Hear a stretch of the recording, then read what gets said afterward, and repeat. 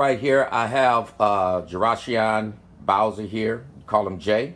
And, he's a former gang member and he's seen the violence that's going on in our communities and so on and working to, keep the peace and so on.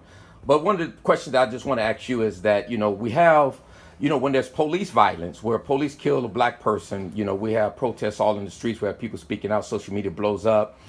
George Floyd, Breonna Taylor, many others, people that we don't even know, but we connect because we know the brutality we've gone through.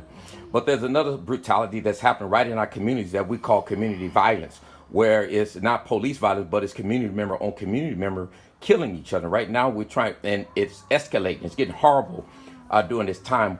What would you say? Why is that? Why can't we get the same reaction to community violence as we get to police violence?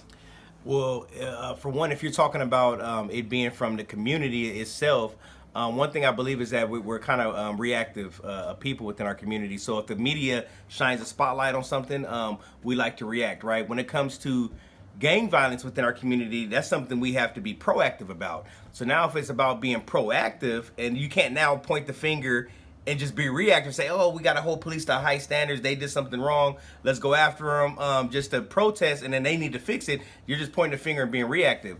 With the problem within our community, it's a lot deeper. We have to be proactive ahead of time. We have to make sure that folks have the right mentoring, the right resources. They have to have jobs, right? They have to be staying busy so this isn't happening. We have to not look at them as, oh, they're a gang member and they're lesser than, throw them to the side. We need to then step into their lives.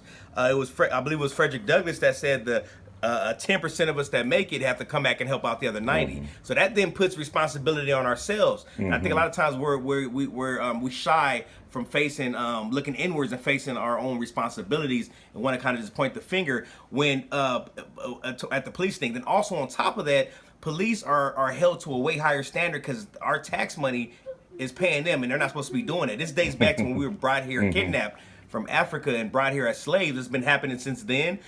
So I think it's even deeper embedded in us when that police stuff happens, because it takes us back. We've been going through this for hundreds of years. Mm-hmm. So we may be more emotional to that, right? Although we still need to be just as emotional, if not more emotional, to us killing each other, yes. Because that's systemic, but that's a problem we can solve ourselves. Right. We can fix it now. We just have to take responsibility.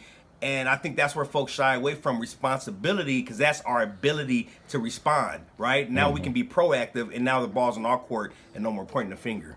All right, very good. That's what I wanted. Thank you. All right.